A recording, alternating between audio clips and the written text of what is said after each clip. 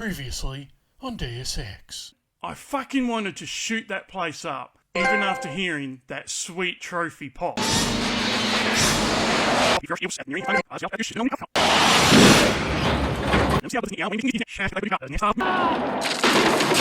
Now, I hate changing the timeline in games when I'm playing. The character's motivation and growth are extremely important to me, and with different endings to this game, this just makes it all the more important to me. How that last trophy was accomplished had that feeling of failure to it. So, I basically went back in and fucked Jensen's mum. Wait, what?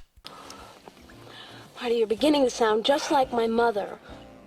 Guardian Angel. Basically then, there were two outcomes to this side mission. I was glad I had extra save files to be able to gain this trophy. Everything was the same, except with the last choice with Jaya. I asked her for the money. It seemed a bit redundant after where all the conversation had led. Anyway, I went back to the hive, talked to the weaselly bartender, and asked how I could get Jaya out of her predicament. Pay a full year of rent costs for the org. I thought, fuck no. But it was for a lady in distress, and I had a feeling I was about to unlock a precious trophy. And what do you know? Finally, Dunsky. Let's move on with the game and forget this ever happened. Super Sleuth. Another side quest trophy earned from interrogating a Li Hong. Just came up with that Chinese name at the end of a long day developing, hey team? I was annoyed at first because I thought it was a pretty easy trophy to get, with no choices in what you said to the suspect.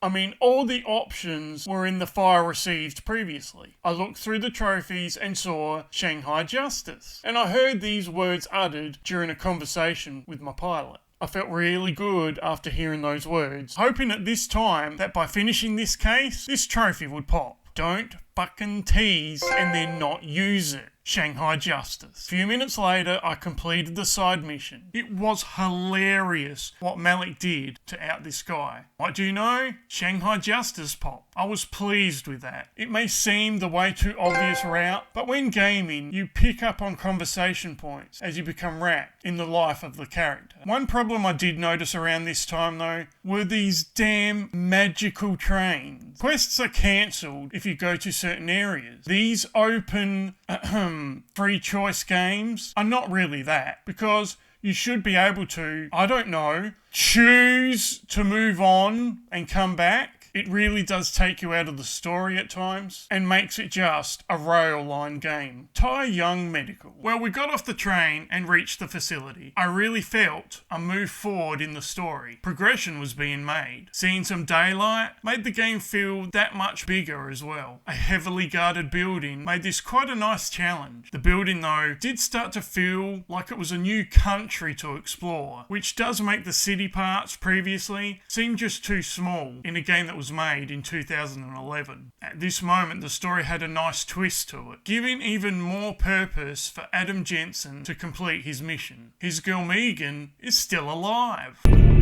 Pritchard, I'm retrieving Van Bruggen's evidence now. Is Sarif patched in? Right here, Adam. I'm listening.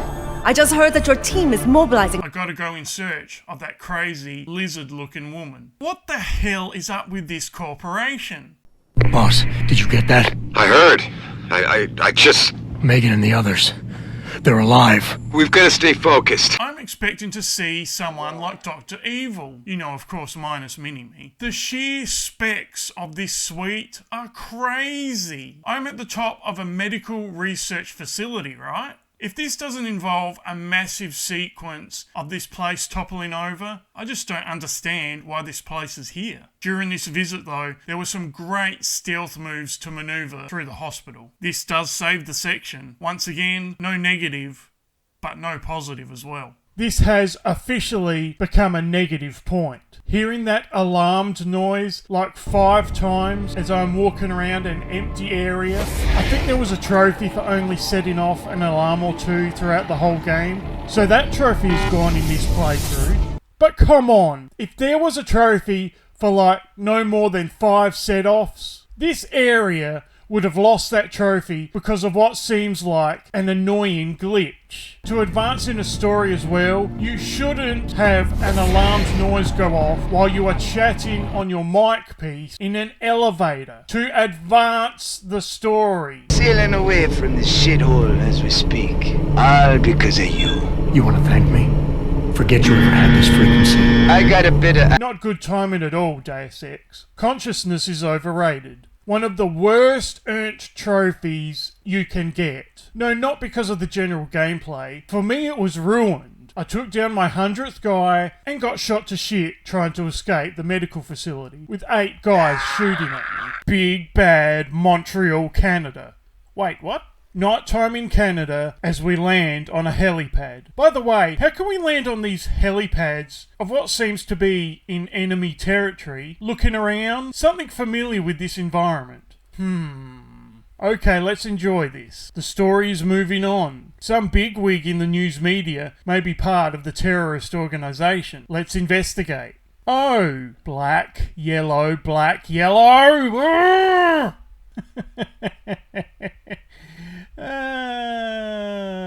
Checking the eerie, damaged, evacuated offices of Picus News headquarters. The silence in what should be a highly populated area gives a real eerie sense to the atmosphere. Set up well with the conversation between Pritchard and Jensen. Deserted. Because somebody triggered a fire alarm and then silenced it. I suggest you find Miss Kassan quickly and get out of there. Going through computers, coming across the panic with staff members giving each other warnings. Then the final email is about taking the wrong car space. Just hilarious, the petty email with all the danger surrounding the organisation. This was good work actually from the game, giving quite different levels of social interactivity. It was time then to go into the news headquarters bullpen. Why can I only use the computers on the right side of this screen? It's like Ex Machina for, machines. It was then time to go deep into Picus headquarters. 32 floors deep. The first room in this secret underground layer with a sensor camera in one corner, ray sensors blocking the entrance, and a couple of guards just to make things even worse. I did get caught a couple of times and did say some words and phrases that does put me a long way down the evolutionary scale. Shut the fuck up. You're a fucking cunt. One of the great genius moments you see in a game. Now, with the various skills you have built on Adam Jensen, here, plain as day, you can do this task in numerous ways. Maybe you just like kicking ass, and your hacking skills are not quite sharp enough. Just wait till the threats are out of the way, move a crate, and line it up with the rays of the entrance. With the blocked ray, you can just walk on by now. Secondly, with supreme hacking skills, you go up, beep, beep, beep. What the fuck? Okay, you go around hanging to the wall, get to the key, beep, beep, beep. Goddamn pumpkin devil asshole! Okay, we will go around with one of those liftable crates. Place the crate on that conveniently placed couch, and now you can hack the keypad without even being seen. Let's have a look at what this looks like in real life.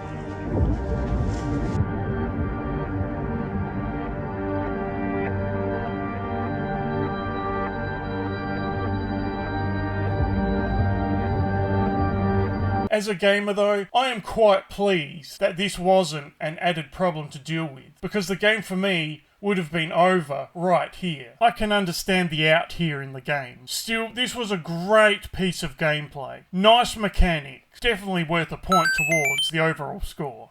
The boss fight against Yelena Fedorova. Yeah, I know, she sounds like a Russian tennis player, right?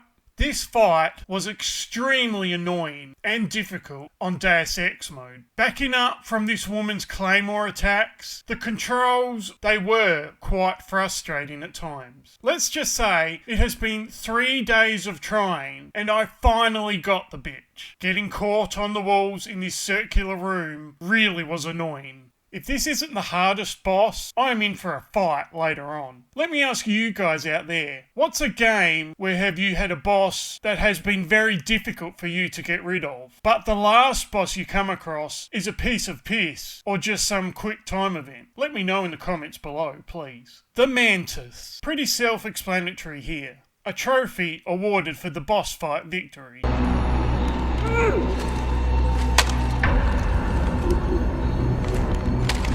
These trophies are so against the grain of what the rest of the game is about, but this is a definite plus point for beating this boss. And the very cool moment when the cutscene activates just as you fire that last lethal bullet into her. I cannot tell you where Reed and the others were taken. They vanished from the global grid as soon as the doctor removed their GPL implants.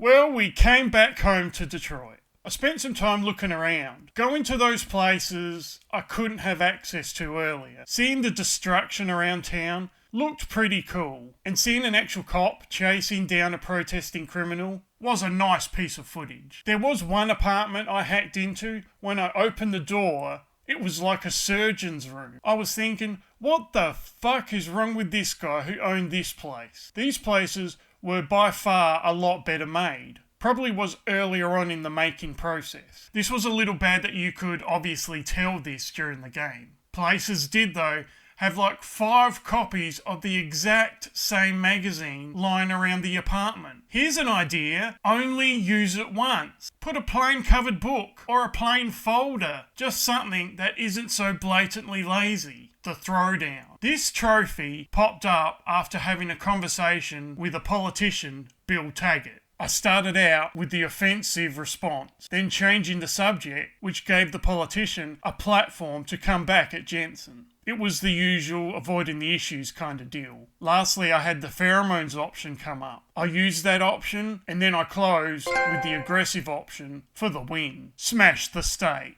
Leaving the convention centre after confronting the politician Taggart, I bumped into an old friend, Officer Nicholas. He was extremely worried, to the point of seeming a little crazy. He's going to hit us while we have our pants down with the riots. You gotta help us out here. This was nicely done by the game. Nikki, slow down. Listen, hear me out. I just got word he has his hands on some real military-grade explosives. Because I could feel his urgency. He needed my help, so of course I lent a hand.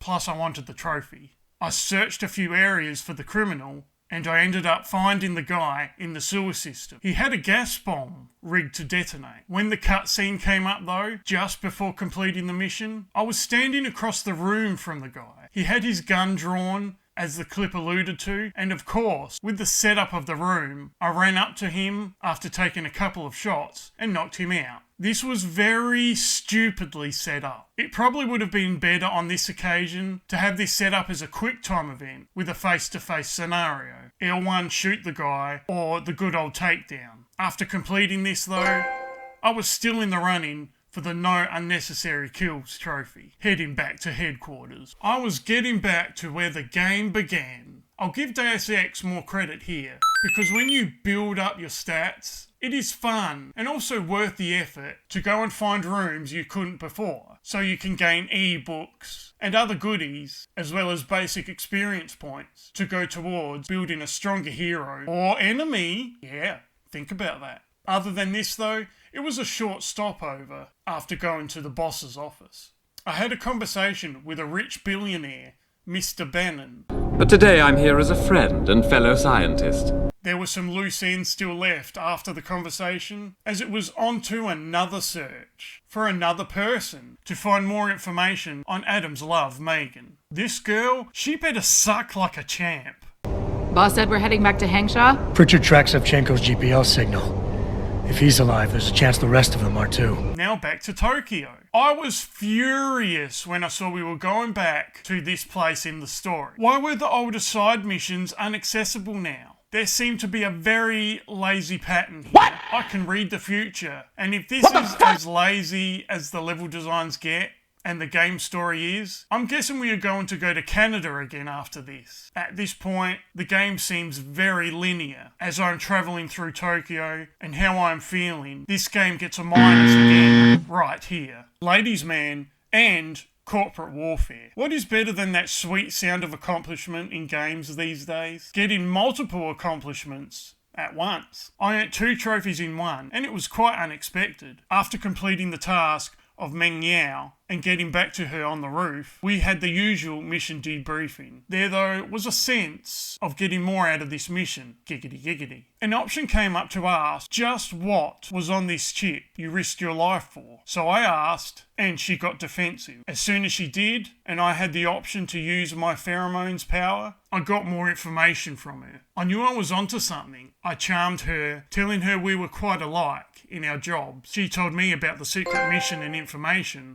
This was a really cool little idea. Tally on AD. After travelling back and forward over the area of Tokyo, I did have to cheat. Yeah, I know, don't judge me too harshly, but thank God for IGN and GameFAQs. It was an unexplored area for me as well, so I got some more vital experience points, and after a couple of turns, I walked up to a group of 3 people and started the cutscene. Now, I didn't want to kill these guys, had that kills trophy in the back of my mind.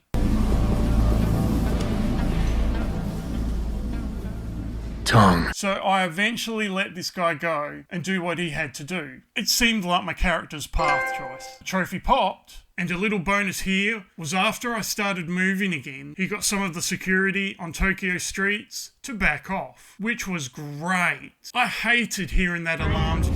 It just reminded me over and over again as a gamer, I was failing back at the no alarms trophy. Tokyo, on the edge, after more wading through shit. What? Hey, people, come on. We were in the sewers. The view climbing out is actually quite breathtaking. Now, breaking into this area was gonna be tough. Cameras were visible at the front gate. Guards seen moving around just on the other side. Time to stealthily find a way. Whoops. Okay, take 2. Yes. Made it to the office. Let's turn some shit off. Open the... Oh fuck, really? Now we have some extra artificial intelligence. 3rd time, I looked around. There had to be a way behind that damned fence. Sure enough, I found a crate covering a hole. First part taken care of. Now this facility was great to go around. Stealthily taking down an army of guys one by one. A real sense of achievement. A real sense of trophyment? Nah, it doesn't work, does it? After knocking quite a few guards out, I made it through to the main building, where there were plenty more guys to work out their routines and precisely take out. Very well done. A very good mission here. The only problem was when I got towards the end of the mission, I went into this office, and on the desk was a weird red object. I went over to it. Oh, and it was just an outline. An outline of a bomb. I have just spoilt for myself, spoilt for me,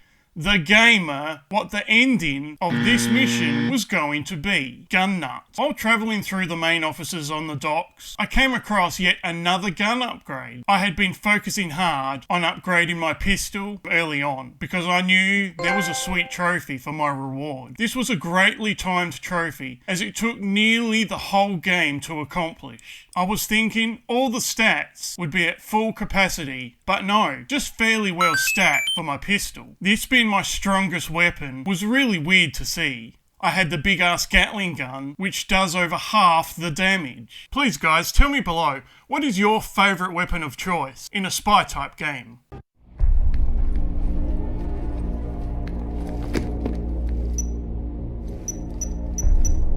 The explosion happened, which was no surprise at all. And I went on to my final destination, some brand new area. Yes, I know, I was wrong about going back to Canada. Singapore offices. Pritchard, are you there? Pritchard? Damn it. The movie clip was a little surprising after that bomb spoiler. Basically, I was packed away like cargo and taken to this secure location. This scene really did help and make this last map not feel like it was just tacked on. Just like on the docks, I snuck around the area, silently taking out numerous enemies, and the first mission I had to do in this area was to find a jamming device so I could be visible to the good guys back at HQ. I took care of the jammer, and on the way, I found some more weapon upgrades, as I was now aiming for all my weapons to be fully upgraded. Pritchard told me about Megan's signal not coming up on his computer, which I found quite weird, so I was edging closer to finding my girl, and now it was time to search for those other 3 scientists that were coming up on the comms. As I made my way into the heart of the medical part of this facility, it was an extremely gloomy environment, with dead bodies lying about on the floors. It was a good reminder and reinforced the bad organisation I was up against. I found the first scientist, and we had an interesting discussion about what they have been doing for the bad guys. They forced me to create a signal pattern that could broadcast software upgrades directly into a person's implanted circuitry. Basically, the reason behind this whole game. The conclusion of this conversation was that I needed the scientists' help to create enough distractions and carnage to get security out of position to continue onwards in the story. I manoeuvred through more of this facility with quite a lack of security though, but I eventually found my second scientist, and it was an in-your-face black woman. Come on, Deus Ex.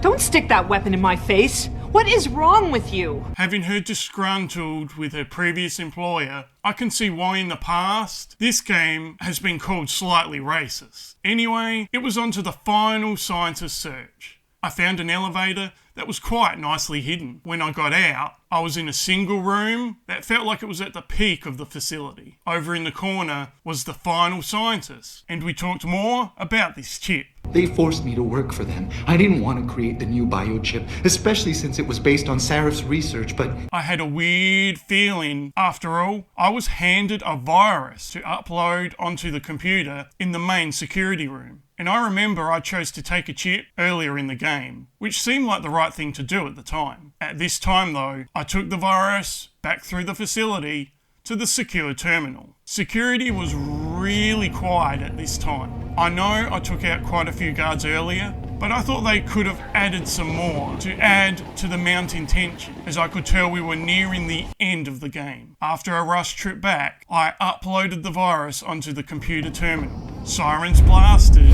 explosions were triggered, and guards ran past the window, and it was now my time to move on. As I opened the door, a robot was released from a side room, which I managed to just hide from. It was minute, but using some good reflexes here was a nice piece of gaming. I went through another couple of rooms, and sure enough, I found myself in a small garden arena type setup for the final boss battle. And with no surprises whatsoever, it was with the third guy from the beginning of the game, that big bastard, Jaron Namir. You should have stayed dead, Jensen. This was a tough boss fight. Jaron had a pretty good cloaking device set up. You nearly couldn't see him. What I decided to do was go down to the bottom corner of the garden, use the pylon as a tiny piece of cover, and I took shots from where I saw the bullets coming from. Once I shot him and his cloaking blurred, I took total advantage and shot him as much as I could while dodging his bullets. After he would come towards me, I would run away and hide again, repeating the process. After a few attempts, yes!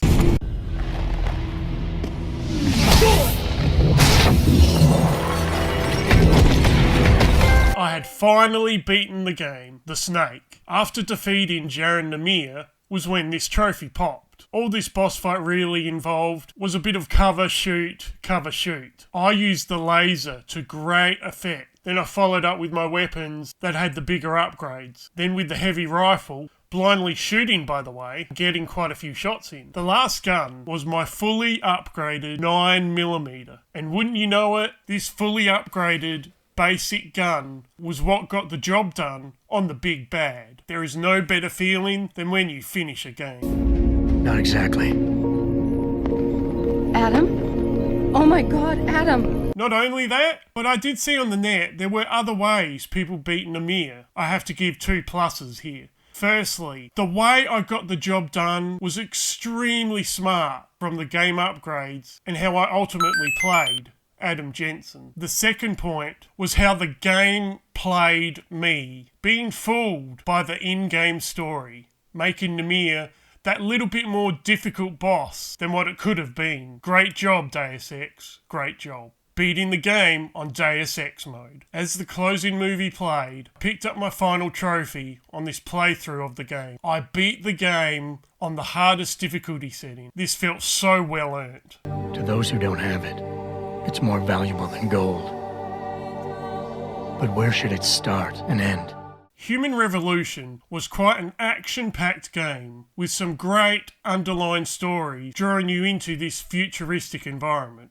I found the colours used throughout the game to be very lazy, with yellow and black being the tone for every single area you entered. The game also lacked quite a bit of character growth. You knew who you were going to be fighting from about 5 minutes into the game. Found out nothing about this group of people either. It was just, here is a good spot to put a boss fight. Let's put one guy here, give him a line or two, and that will do. It was cut and paste for the boss fights throughout the rest of the game. Good strong fights, but they were lazily done. The game, however, did have great interaction between your team. Pritchard came across as a dick that could have been a turncoat, and it did make you wonder at various times throughout the game. Your boss, who had the company rebuild you, also came across as bad, like he was hiding different aspects of the company from the public. They could have pulled a swerve with these guys, which we would have seen coming, but I'll give Deus Ex credit. They didn't, and they just had these guys be utter cunt lips. Overall, the game was hit and miss throughout. Some missed opportunities with important areas, seemingly with no security, which took some of the importance away. The characters in plain old side missions were a lot deeper than they needed to be. This wasted time could have been used to build a more ominous feel for the 3 big bad guys. For a technology-based game, they were spot on here.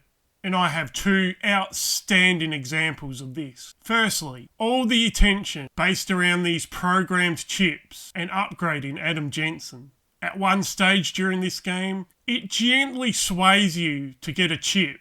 After all, what is the harm, right? You have this amazing arm, all these amazing power upgrades from the technology that has been added to you. So a chip upgrade is a bonus, right? Oh no, later in the game, when hearing about uploading a virus to play havoc with people's chips, you suddenly realise that you will be affected as well. As you go on to fight the final boss, there is a cheat way of defeating the Big Russian, as I mentioned before, but it's an on-purpose glitch in a technology-based game. Bravo, Deus Ex. Secondly, and I did mention this way back in my review, do you remember playing basketball in the slums of Detroit? This is a sci-fi action game, right? There is no need for accurate ball physics for such a small aspect of a game, right? For ages, while I was playing Deus Ex, I was thinking just how bad the basketball section played. One day, it just hit me like an epiphany. The equipment my character was dealing with, having to get used to a new body of foreign parts. Wow. That basketball court section wasn't a poorly pieced together bit of gaming. It's actually a genius bit of storytelling that this simple task of putting a ball in a hoop was near impossible because of an augmentation that Adam Jensen was not used to. These things are what gamers love about gaming. The intricate storylines, subtle character moments, judging games as a whole with how it all comes together. Deus Ex Human Revolution wasn't perfection by any means. There were quite a few missed opportunities, but they also made some great gaming moments through this sci-fi adventure. I give this game a 7 out of 10, not quite a gaming revolution.